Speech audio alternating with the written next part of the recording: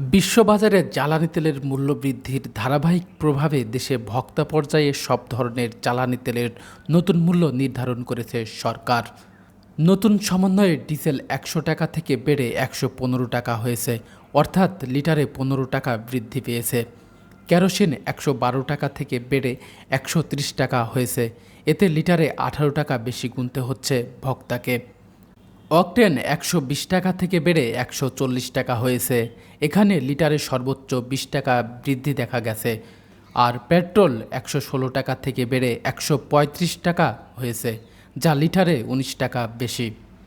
ফলে পরিবহন খরচ, কৃষি উৎপাদন ব্যয় এবং সাধারণ ভোক্তা পর্যায়ের ব্যয়ে নতুন করে চাপ পড়তে পারে বলে ধারণা করা হচ্ছে।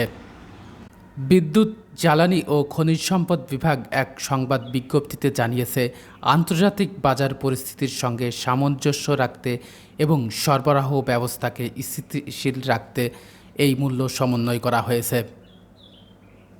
জাহিদুল ইসলাম, মানবতার চোখ, নিউজ ডেস্ক।